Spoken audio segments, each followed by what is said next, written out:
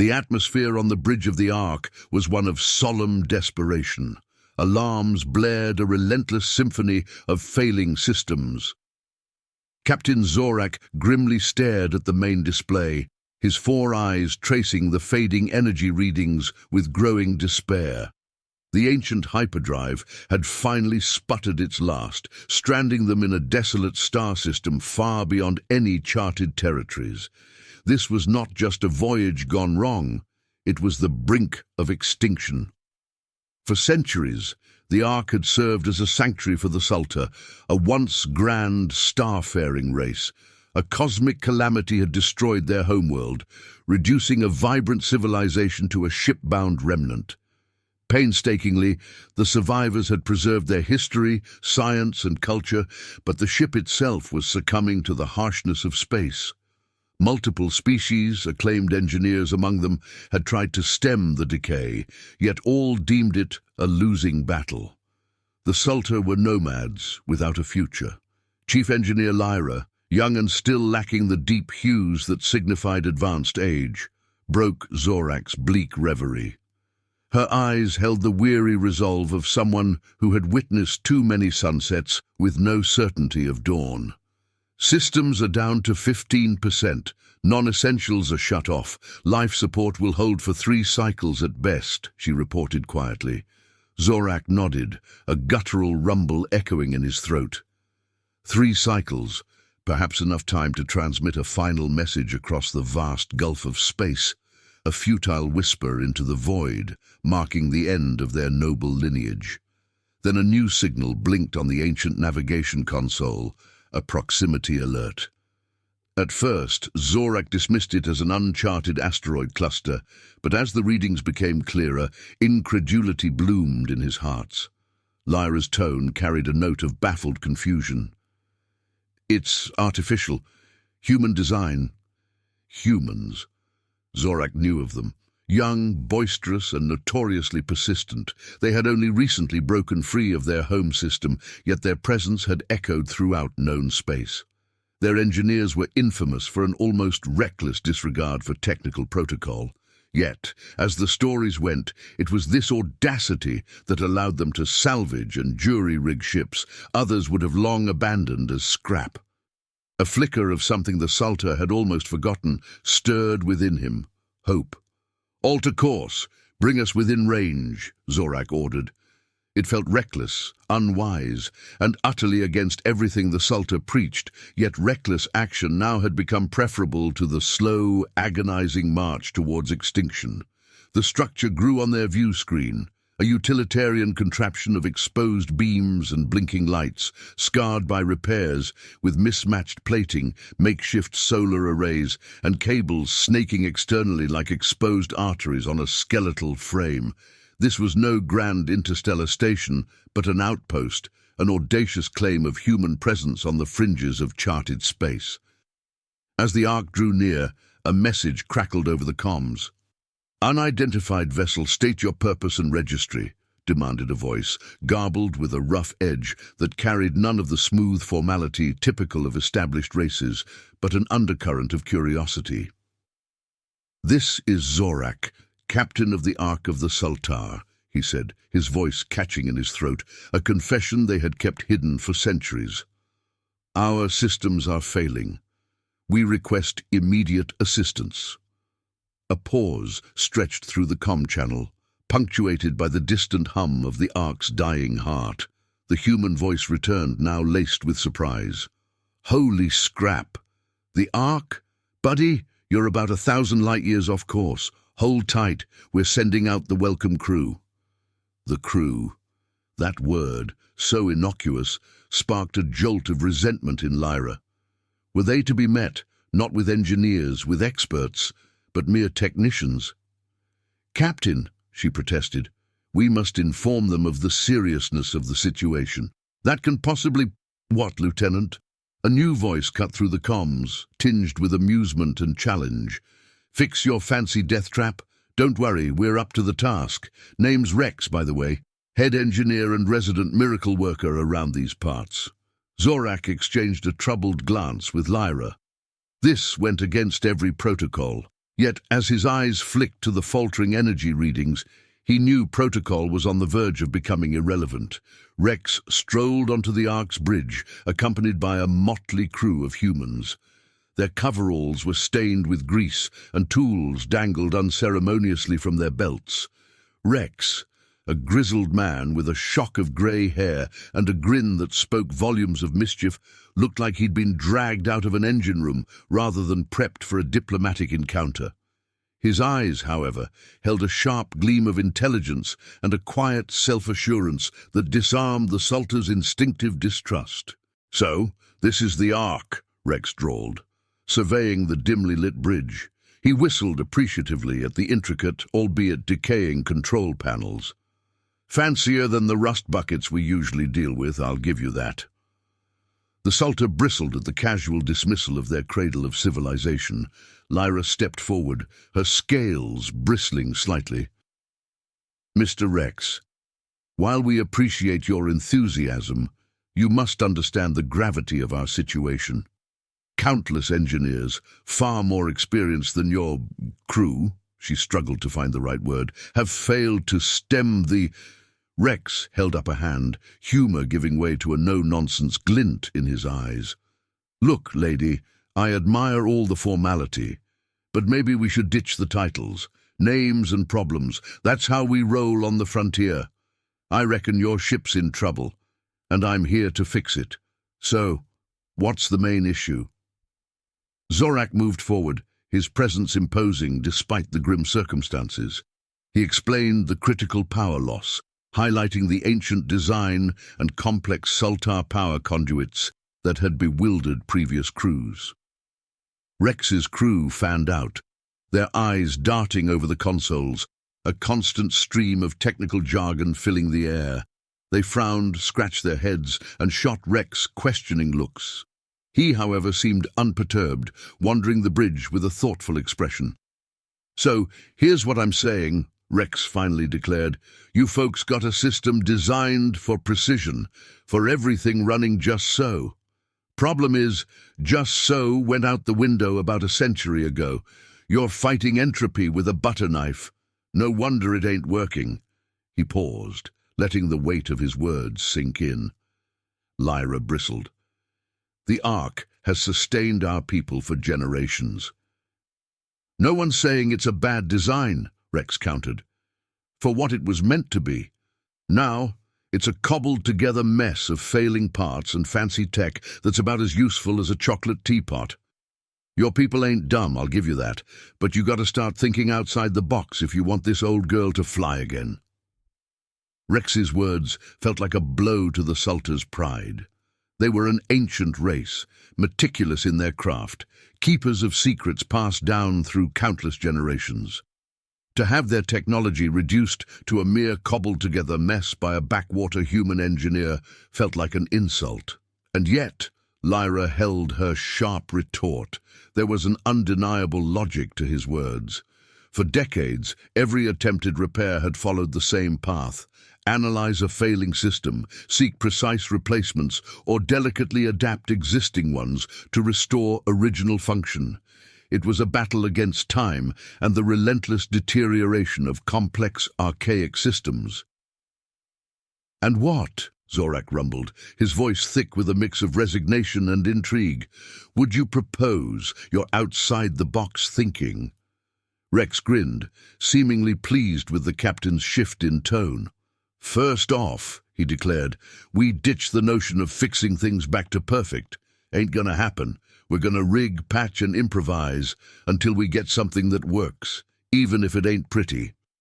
He gestured towards a section of flickering consoles.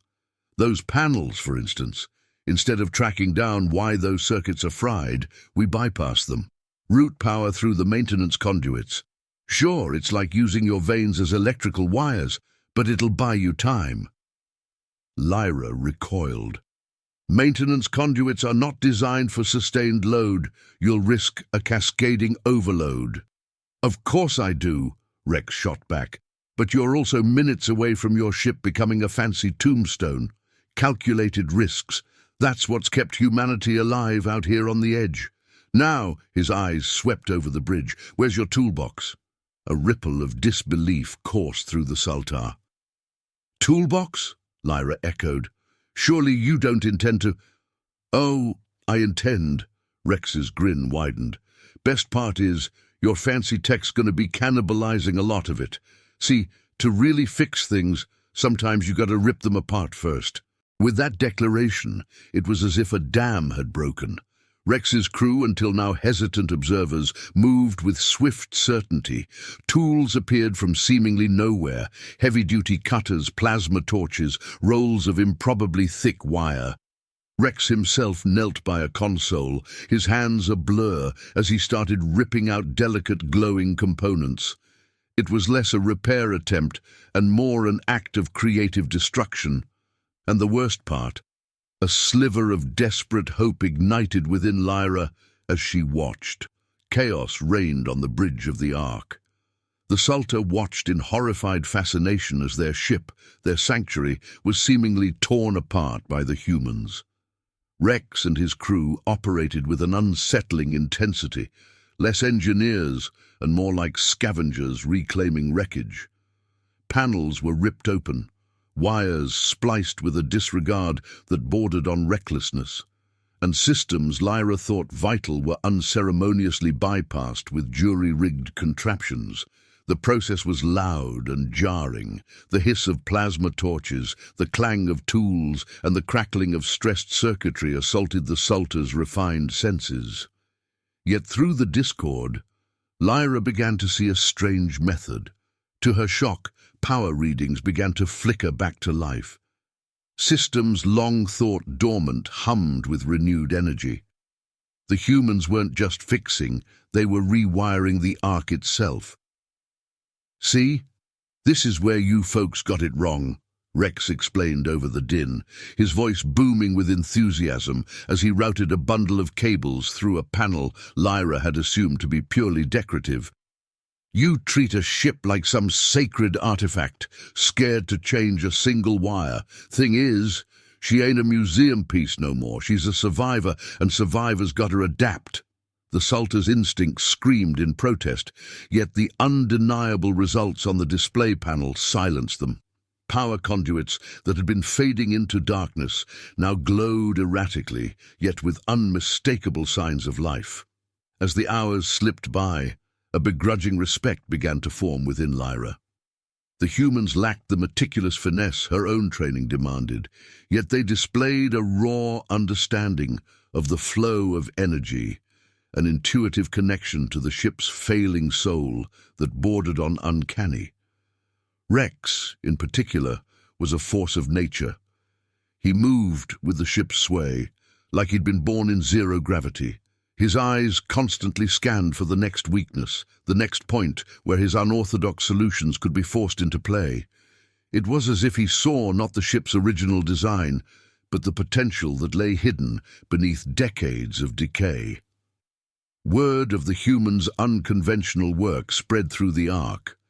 Initially, there was fear, even anger, at the desecration of their last bastion of hope.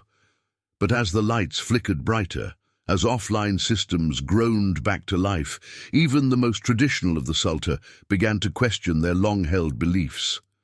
Rumors circulated, wild stories of jury-rigged hyperdrive boosters cobbled together using kitchen appliances, of life support systems powered through what suspiciously sounded like entertainment console wiring. Each tale, however exaggerated, carried a kernel of truth. The humans were achieving what others could not. Lyra, initially the most vocal critic, found herself caught in a strange limbo.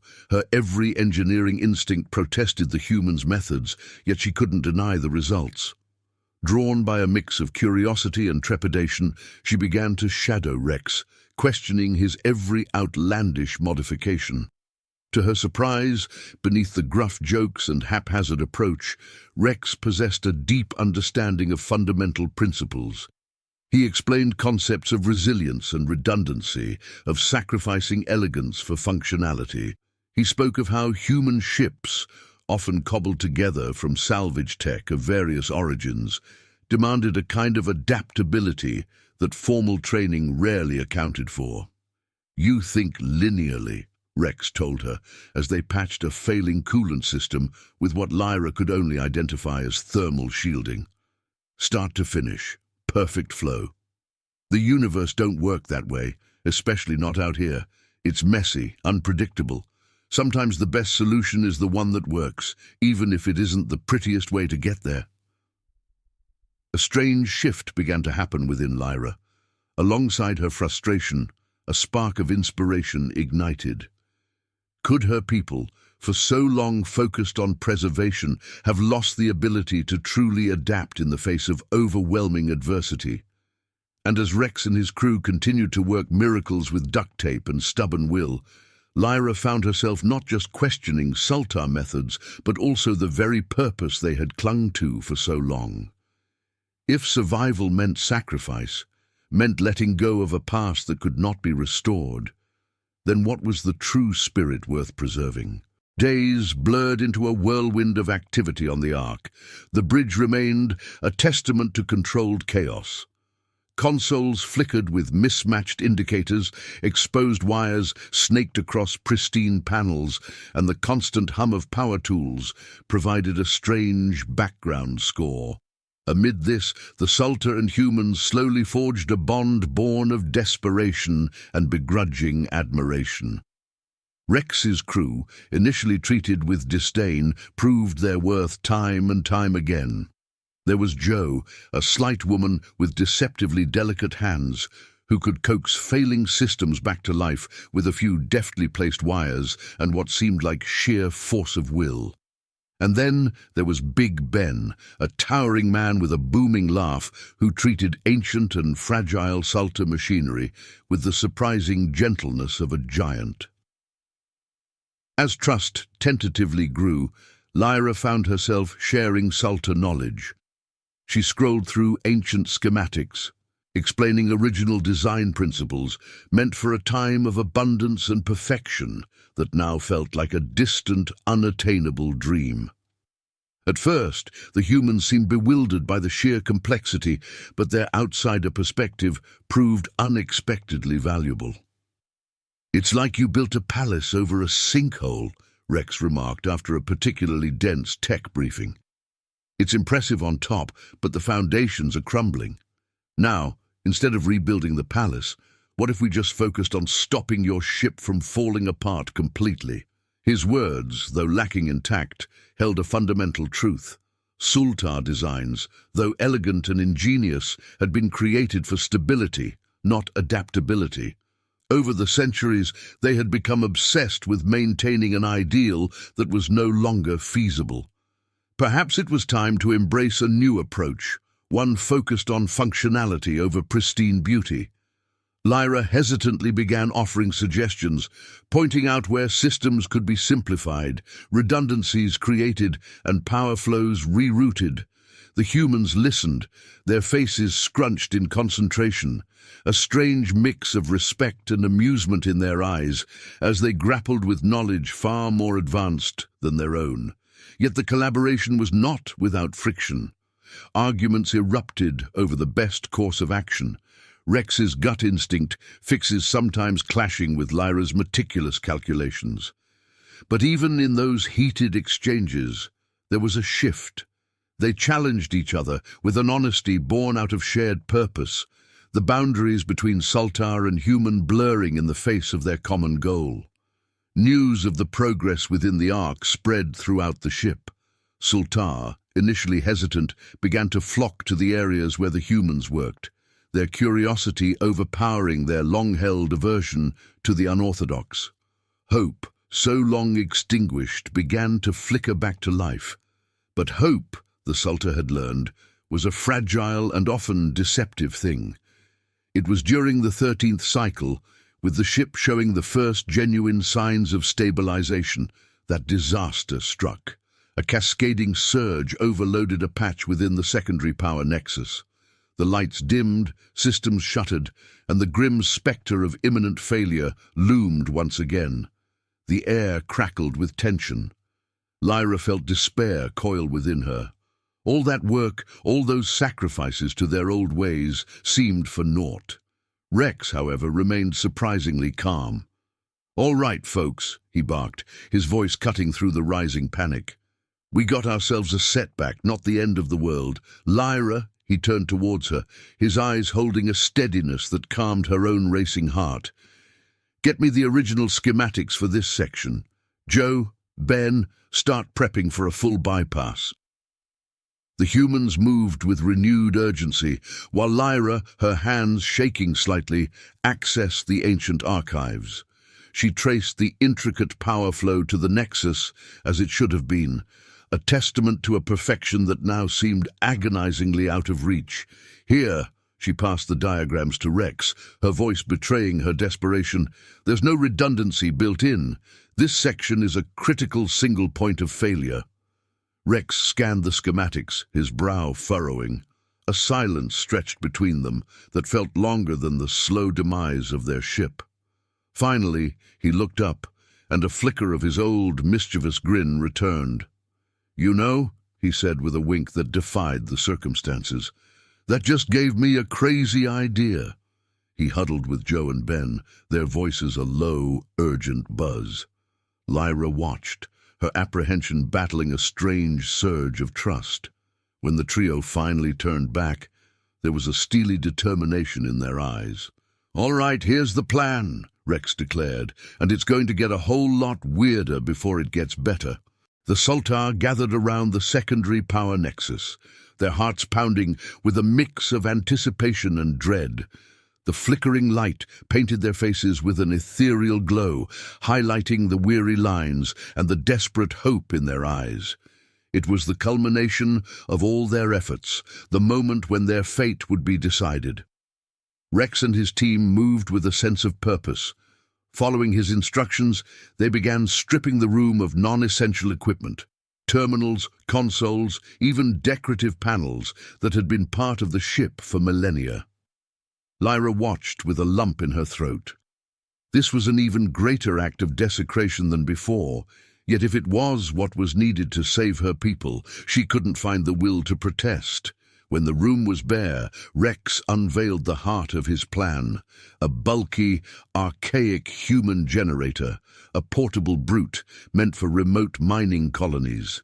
Its dull, industrial design was an affront to the Sultar sensibilities, yet in the dim light of their dying ship it held an undeniable promise of raw power.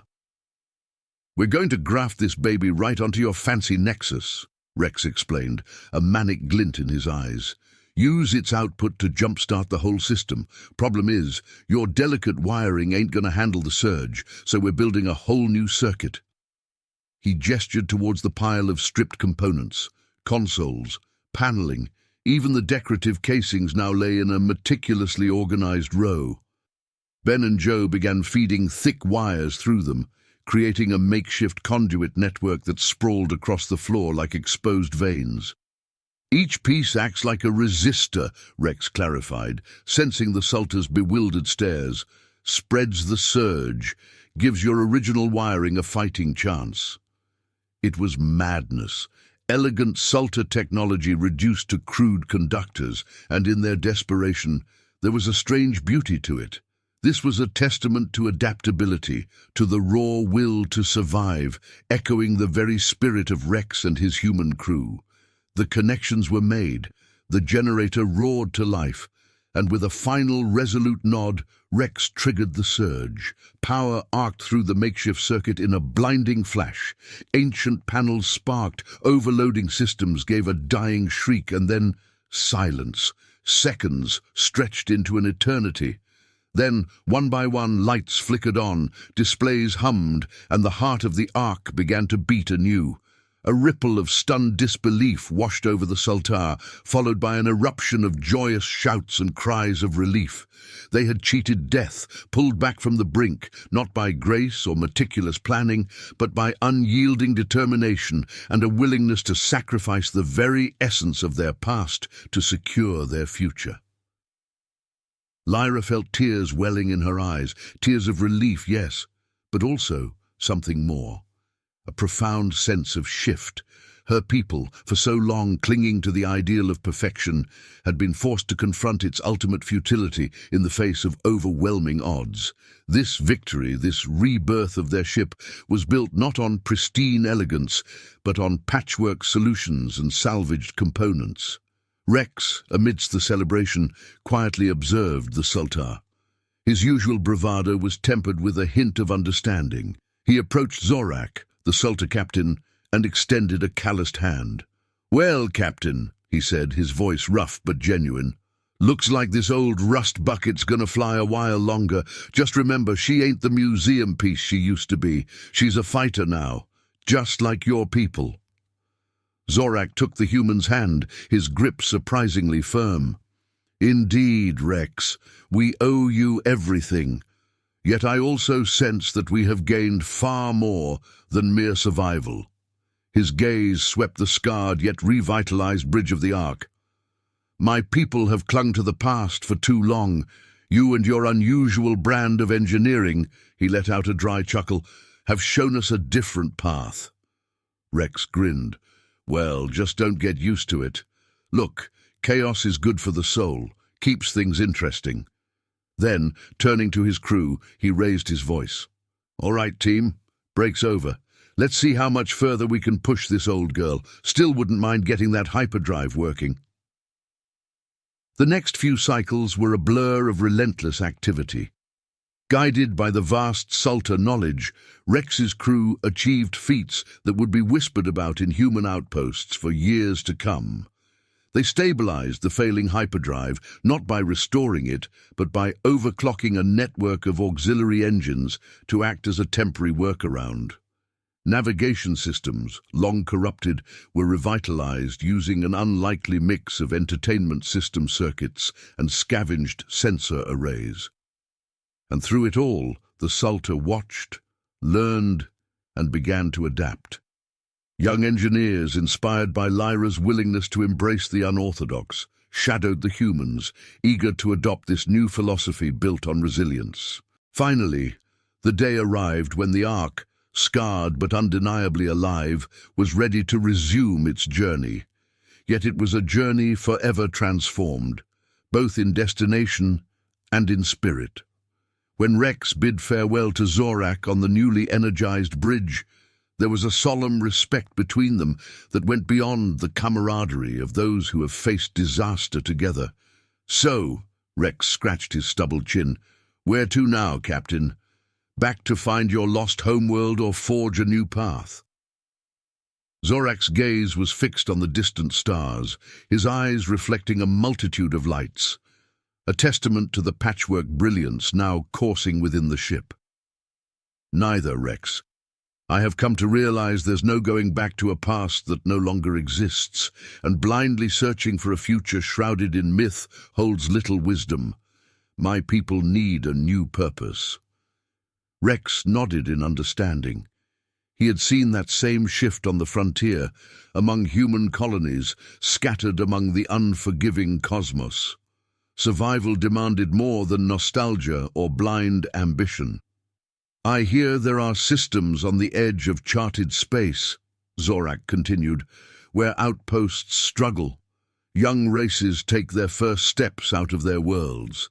Perhaps the Sultan have a role to play there. We possess knowledge, yes, but it is knowledge made stagnant by our own rigid pride. It is time for us to share, to guide, and perhaps in doing so also learn to become something new." A smile flickered on Rex's face. "Well, Captain, if you're ever looking for an escort or need a particularly stubborn engine fixed, you know where to find us." He extended his hand, and this time Zorak took it with the warmth of a genuine equal. As the humans made their way back to their unglamorous maintenance depot, Rex couldn't help but feel a deep sense of satisfaction. Sure, they had saved a ship, that was their job after all, but it was the ripple effect, the unforeseen consequences, that ignited a quiet pride within him. "You see," he told his crew, a thoughtful tone lacing his usual bluster, "sometimes the best way to fix things ain't just about putting them back the way they were. Sometimes it's about showing folks a whole new way, a better way, even if they need a bit of a shove to get there. And as their small ship faded into the vastness, leaving the Ark on its newly charted course, Rex knew they had left a mark on the universe far greater than any patch job or jury-rigged hyperdrive system. They had gifted the Sultar a legacy not of past glories, but of enduring hope and the courage to embrace change. That, in its own way, was the most human thing of all.